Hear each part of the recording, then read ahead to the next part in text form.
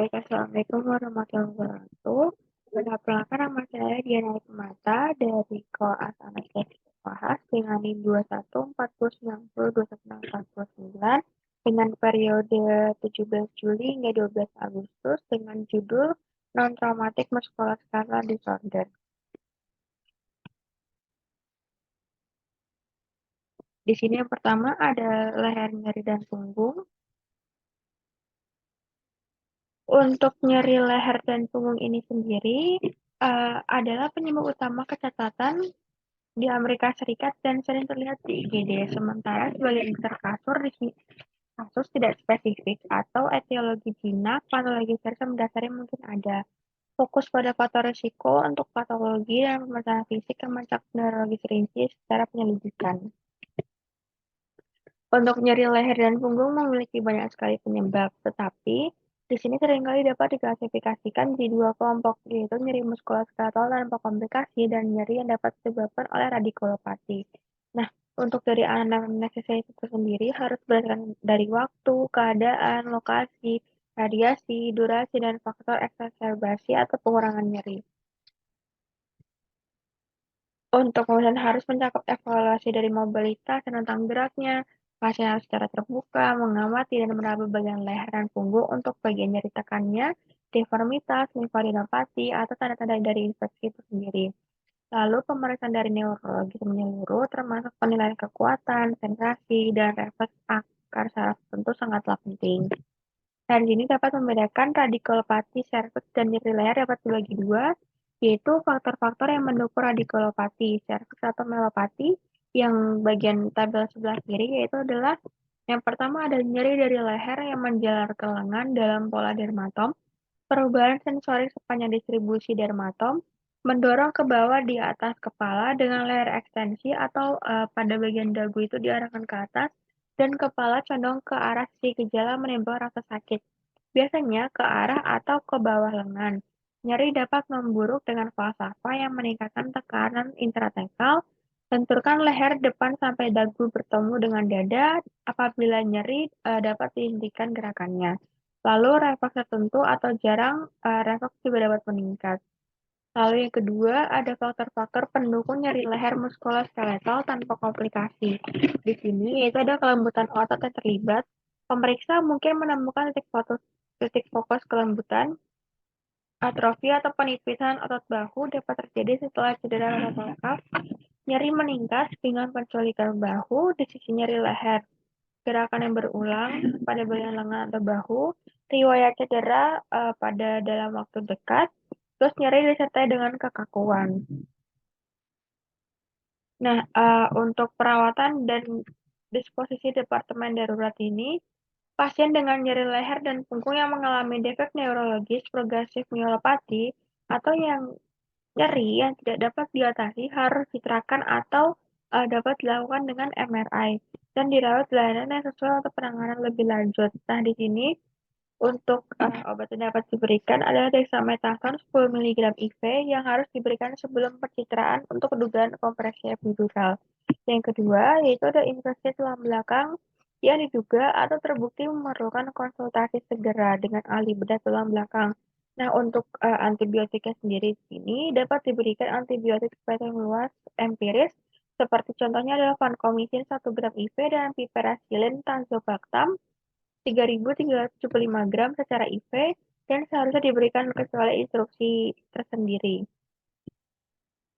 Yang ketiga, ada pasien dengan radikulopati stabil atau ringan dapat dikelola secara konservatif secara efektif dengan obat pengurangan sakit, aktivitas rutin secara toleransi, dan tindakan pencegahan yang ketat untuk gejala yang belum buruk.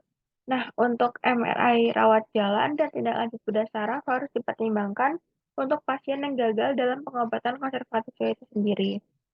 Untuk tata laksananya dapat dari nyeri itu dapat diberikan NSAID, bisa diberikan acetaminophen, atau relaksan otot yang digunakan sendiri atau dalam kombinasi semua telah terbukti efektif.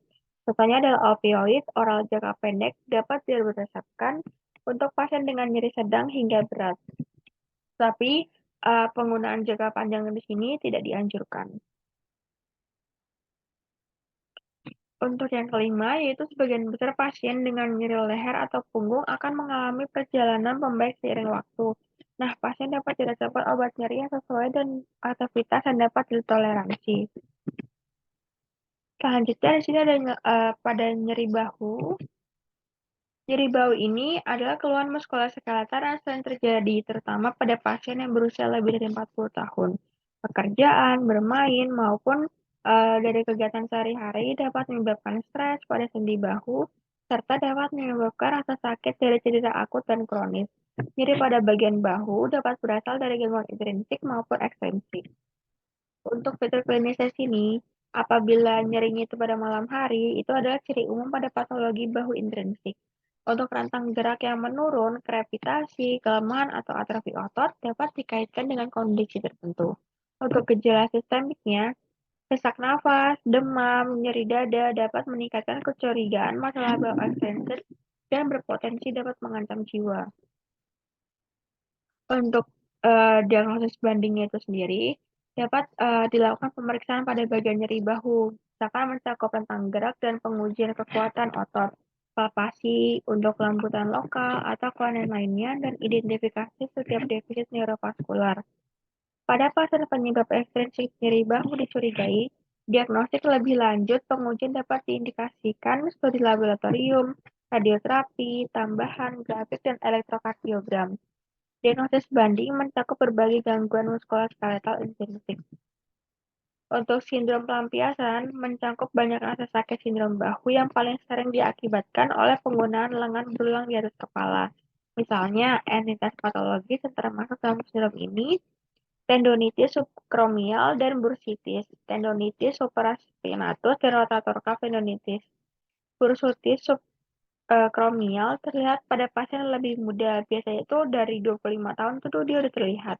Lalu ada osteoartritis, itu berhubungan dengan penyakit degeneratif pada sendi lain primer atau fraktur sebelumnya atau gangguan lain yang dapat mendasarinya.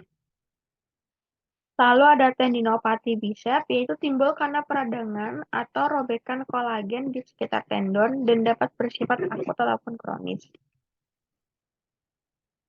Lalu ada perawatan dan disposisi daruratnya untuk penyakit intrinsik mengurangi rasa sakit dan pembekakan serta mencegah perkembangan penyakit. Untuk sebagian besar kondisi bantuan sendiri relatif menggunakan gendongan, itu imobilisasinya itu penuh, jadi tidak disarankan.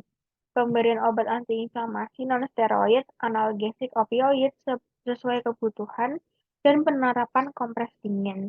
Latihan rentang gerak atau ROM harus didorong segera setelah nyeri kemungkinan untuk mencegah hilangnya fleksibilitas dan untuk mempertahankan kekuatan. Lalu yang kedua ada injeksi ruang sendi. Dapat diberikan glukokortikoid seperti triamcinolone 20-40 mg dengan atau tanpa anestesi lokal seperti lidocaine yang harus digunakan secara hati-hati karena dapat merusak jaringan lunak, tutup tendon dengan injeksi langsung dan pembatasan yang disarankan untuk 3 injeksi ke dalam satu area. Pada penyakit ekstrinsiknya itu pola pengobatan dan rujukan akan bergantung pada diagnosis. Untuk masalah dari neurologis itu sendiri dapat membutuhkan analgesik dan obat-obatan antiinflamasi yang memerlukan tindak lanjut neurologi atau bedah saraf. Lalu untuk materi yang kedua ada nyeri panggul dan bagian lutut. Untuk nyeri pinggul dan lutut, keluhannya umumnya itu biasanya ada di kalangan atlet atau orang gemuk karena adanya peningkatan tekanan pada persendiannya. Nyeri lutut biasanya disebabkan oleh patologi lokal. Nah, kalau nyeri pinggul itu umumnya menyebabkan nyeri alih pada bokong dan ekstremitas bawah dan dapat disebabkan oleh patologi ekstraartikular. Untuk abses pada muskulus psoas biasanya terjadi melalui penyebaran hematogen. Biasanya terjadi keluhannya nyeri perut, dia menjalar ke pinggul atau panggul, demam dan juga lemas. Untuk etiologinya itu kebanyakan 80% karena Staphylococcus aureus. Untuk penegakan diagnosisnya dapat menggunakan CT scan. Untuk terapinya dapat diberikan antibiotik yang spesifik terhadap organisme penyebab dan drainase bedah. Untuk sindrom entrapment saraf regional, Meralgia parestetika itu merupakan peradangan kompresif nervus cutaneus femoralis lateral. Untuk keluhan itu nyeri di pinggul, paha, atau selangkangan bersamaan dengan parestesia, rasa terbakar, atau kesemutan, dan hipersensitivitas terhadap sentuhan ringan. Untuk terapinya dapat diberikan obat antiinflamasi non-steroid atau NSAID.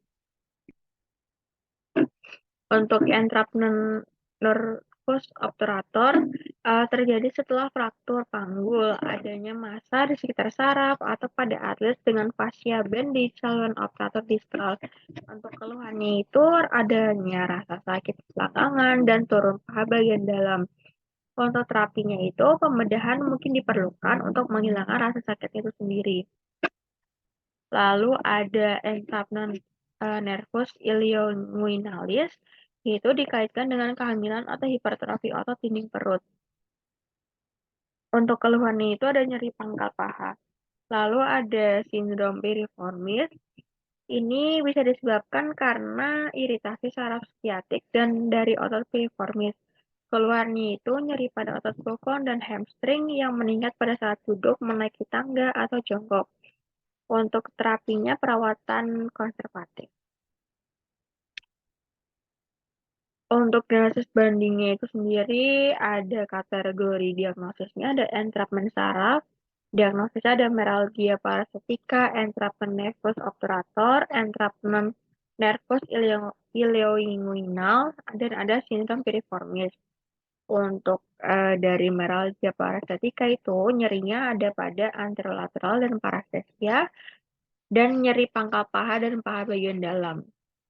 Ada nyeri pangkal paha dan nyeri bokong dan juga otot hamstring. Untuk sindrom bursal dari panggul dan bagian lutut itu terinfeksi dapat menyebabkan nyeri lokal. Inflamasi dan infeksi dapat disebabkan oleh trauma minor yang berulang. Kelainan reumatologi seperti artritis psoriatik, artritis reumatoid, atau spondilitis ankilosa, dan penyakit kristalin seperti GOUT dan pseudoGOUT. Penegakan diagnosis itu ada analisis aspirasi bursa. Untuk diagnosis banding itu sendiri dari bursitis lutut itu ada bursitis pes anserin, bursitis prepatellar. Nah, untuk lokasi nyerinya dari bursitis pes anserin itu ada nyeri lutut anteromedial, dan bursitis prepatellar itu nyeri pada daerah prepatella. Untuk bursitis panggul itu ada bursitis trochanter. Untuk lokasi nyerinya itu udah nyeri panggul ketika tiduran miring atau dengan abduksi atau aduksi panggul. Lalu untuk bursitis isiogluteal itu adalah nyeri isial, bursitin ileopectineal dan ileopsoas, yaitu nyeri pada pangkal paha dan ketika ekstensi panggul. Untuk sindrom bursal dari panggul dan lutut itu dari pengobatannya bisa diberikan NSAID, injeksi steroid ke bursa yang mudah diakses, lalu hindari penyuntikan kepada tendon dengan steroid, obat infeksi dengan antibiotik yang sesuai dengan etiologi. Pada pasien imunokompromis, etiologi biasanya infeksi. Dapat diberikan antibiotik secara IV dan konsultasi bedah ortopedi. Lalu ada sindrom miofascial atau sindrom overuse, yaitu bisa disebabkan karena mikrotrauma berulang yang melebihi kemampuan tubuh. Untuk pengobatannya itu dapat diberikan NSAID dan juga istirahat, dapat diikuti dengan dimulainya kembalinya aktivitas secara bertahap dan terapi fisik. Untuk dari sindrom overuse panggul, diagnosisnya ada sindrom snapping panggul eksternal. Untuk lokasi nyerinya, nyeri panggul posterolateral. Lalu ada sindrom fascia lata, yang itu nyeri paha lateral. Untuk sindrom overuse lutut, itu ada sindrom patellofemoral, yaitu nyeri lutut anterior, memburuk dengan fleksi lutut lama, sindrom pelika medial, nyeri lutut anteromedial, sindrom snipping lutut, nyeri di epicondylus lateral, tendinitis popliteus, nyeri lutut popliteal, memburuk dengan berjalan di jalan menurun, tendinitis patellar, nyeri patella anterior atau tendon proximal patella.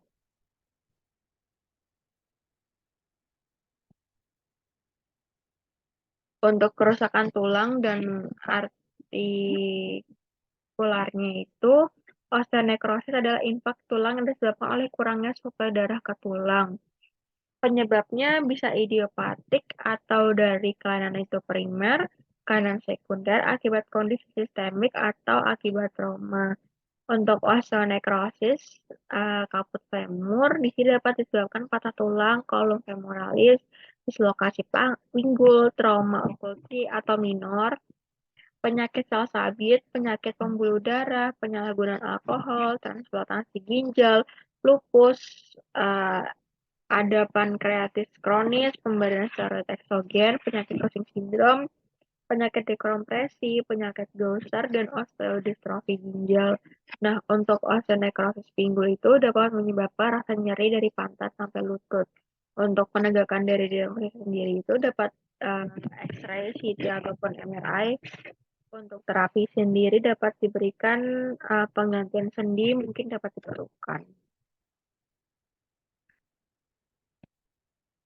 Untuk kerusakan tulang dan artikularnya itu ada osteomyelitis, itu infeksi tulang yang menyebabkan kerusakan tulang. Untuk etiologinya ini umumnya disebabkan oleh Staphylococcus aureus. Untuk keluhannya nyeri lokal dan ada tanda inflamasi pada sendi yang terdampak perabahan hangat, pembengkakan, dan eritem. Penegakan diagnosis MRI adalah pencitraan pilihan tetapi biopsi tulang diperlukan untuk konfirmasi.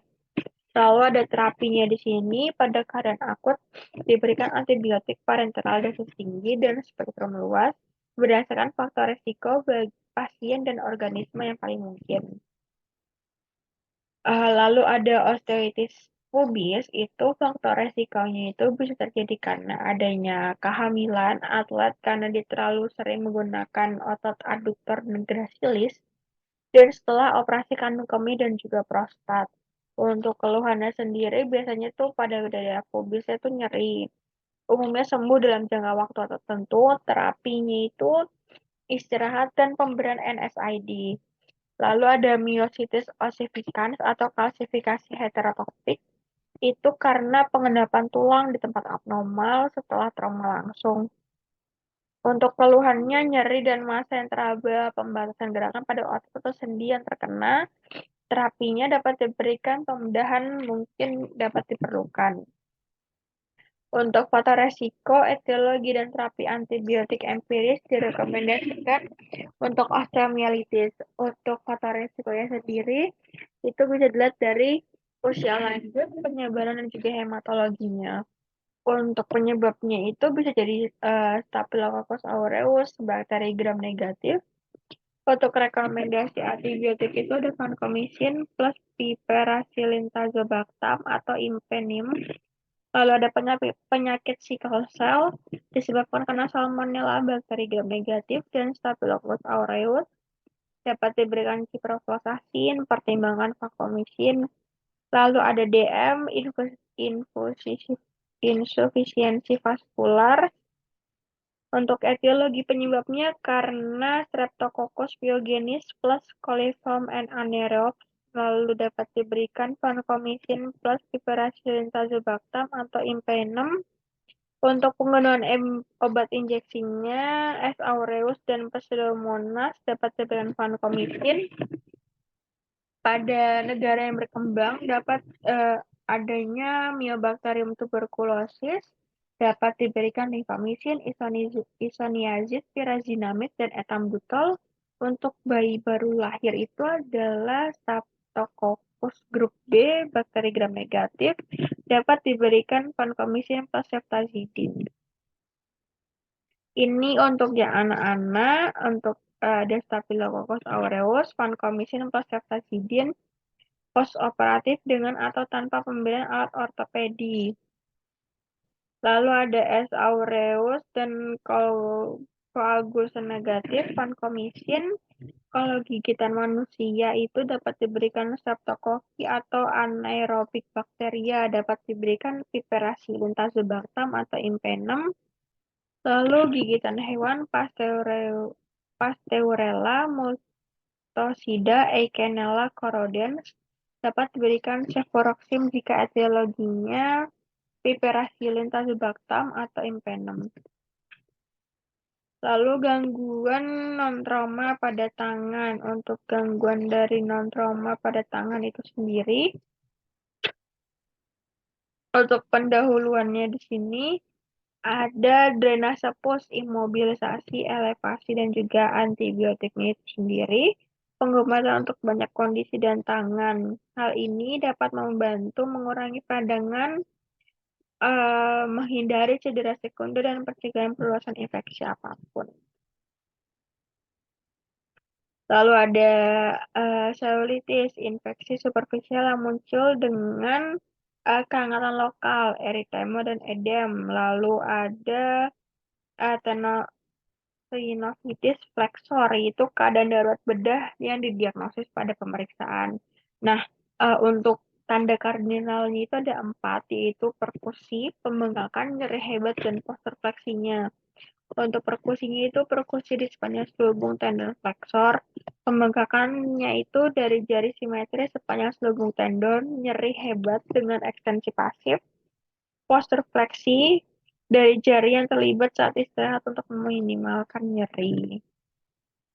Untuk infeksi pada tangan itu ada closed fist injury. Nah, itu luka gigitan pada sendi MCP, hasil dari pukulan di bagian gigi, ada risiko tinggi infeksi pada kulit, tendon, sendi, tulang, dan ruang dalam. Yang lukanya itu dapat menembus kulit dan membutuhkan eksplorasi, irigasi, antibiotik profilaksis, dan penyembuhan dengan niat sekunder.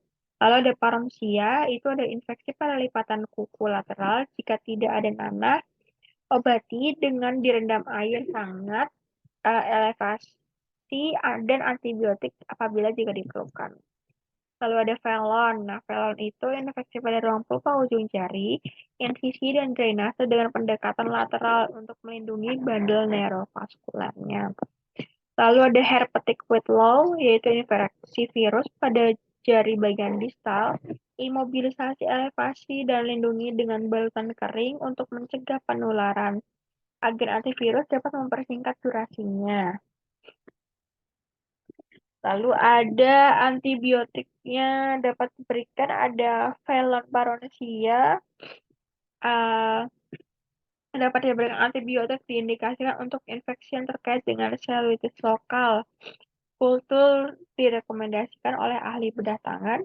Selulitis itu dapat diberikan clindamycin adalah pilihan, tetapi meningkatkan resistensi MRSA terhadap clindamycin. Telah dilaporkan pertimbangan untuk vancomycin untuk penyalahgunaan narkoba suntikan. Lalu ada flexor tenosynovitis, dapat diberikan parenteral antibiotik diindikasikan pertimbangan ceftriaxone untuk suspek etiologi Neisseria gonorrhea. Lalu ada infeksi pada lapisan dalam atau deep space infection. Itu dapat diberikan manajemen rawat inap. Lalu ada gigitan hewan, bisa juga karena termasuk manusia nih. Yaitu semua luka gigitan hewan harus mendapatkan antibiotik profilaksis oral. Untuk herpes dapat diberikan drainase bedah, tidak diindikasikan, dapat diberikan acyclovir 400 mg PO 3 kali sehari untuk selama dia 10 hari. Selanjutnya untuk kondisi yang non-infeksi ada tendonitis dan tenosinovitis, yaitu faktor resiko karena penggunaan tangan yang berlebihan. Keluhannya nyeri pada aktivasi atau pergerakan pasif dari tangan.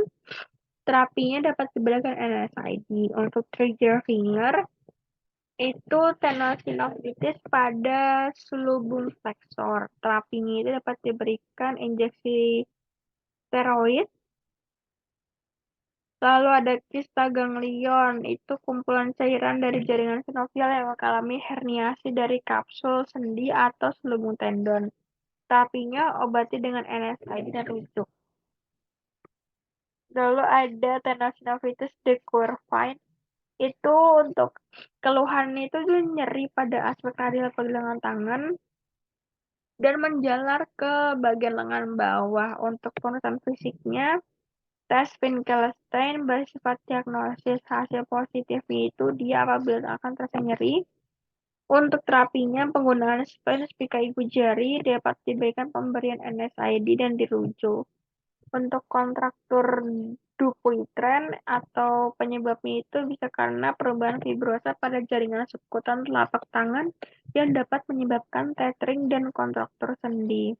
Untuk terapinya rujuk ke ahli bedah tangan. Lalu ada CTS, itu penyebabnya karena kompresi saraf median oleh ligamen karpal transversal. Keluhannya itu nyeri pada distribusi saraf median cenderung meningkat pada malam hari. Untuk pemeriksaan fisiknya ada tinol test, rasa sakit dapat timbul dengan mengetuk saraf di pergelangan tangan. Palan test memfleksikan pergelangan tangan, lalu dapat diposisikan dipertahankan selama lebih dari 1 menit. Terapi penggunaan bidai pergelangan tangan, pemberian NSAID, dan dirujuk. Untuk darurat sistemik penyakit rematik, di sini dapat terjadi adanya penyakit Becher, sindrom Church-Strauss, dermatomyositis atau polimiositis, ada sindrom antifosfolipid, spondilitis ankilosa, dan penyakit Still. Lalu adalah masalah jaringan lunak kaki. Ini kapalan yang sering terjadi pada orang-orang itu kapan melakukan reaksi dermatologis terhadap tekanan vokal. Mereka protektif dan tidak boleh dirawat kecuali jika menyakitkan. Tekanan yang terus-menerus dapat menyebabkan kapalan berkembang menjadi seperti sebesar biji jagung yang besar. Jagung memiliki hiperkarotik sentral yang seringkali menyakitkan. Itu dapat menyebabkan nyeri apabila menyerupai kutil, tapi bisa dibedakan dengan sayatan. Kutil akan berdarah. Diagnosis banding itu ada sifilis, psoriasis, lichen planus, rosacea, keracunan arsenik, sindrom nervus basal, dan keganasan. Perawatan untuk ini bisa diberikan pisau bedah untuk menghilangkan sumbatan kartil sentral, tapi perawatan asam salisilat topikal mungkin lebih efektif. Kalau ada kulit pantar itu umumnya dapat menular disebabkan oleh human papillomavirus. Diagnosisnya itu dia itu pengobatan topikal dengan asam salisilat 15% sampai 20% paling efektif. Lesi yang tidak sembuh harus dirujuk ke dokter kulit. Lalu ada onychocriptosis atau kukunya itu dia masuk ke dalam dengan penetatan atau peradangan medial kuku jari. Itu terjadi karena lempeng kuku menembus kulkus kuku dan jaringan sekutan.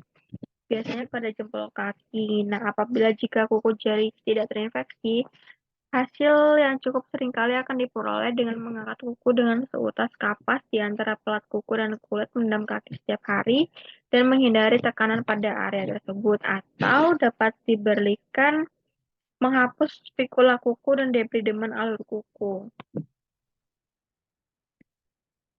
Lalu ada bursitis, yaitu calcaneal bursitis dapat menyebabkan nyeri pada tumit posterior yang menyebabkan nyeri dan nyeri tekan 2-6 cm di atas calcaneus posterior. Bursa kaki patologis dikategorikan sebagai berikut: non-inflamasi, inflamasi, supuratif, dan klasifikasi. Untuk bursitis dapat dari gambar sebagai berikut, yaitu penghapusan kuku kaki. Sebagian metode ini digunakan untuk lipatan kuku kecil bengkak tanpa infeksi. Setelah persiapan kulit antiseptik dan blok saraf digital, bagian miring dari kuku yang terkena dipotong sekitar 1/3-2/3 dari jalan kembali ke lipatan kuku posterior. Gunakan gunting untuk memotong kuku, gunakan forceps untuk memegang dan melepaskan fragmen kuku. Ini untuk gambaran keduanya, dapat penghapusan kuku sebagian atau apabila misalkan dia ada adanya infeksi. Metode ini digunakan untuk onchocriptosis dalam pengaturan jaringan granulasi atau infeksi yang signifikan. Lalu ada ganglion, adalah kista sinovaginak yang melekat pada kapsul sendi dan selubung tendon di dekat pergelangan kaki anterolateral.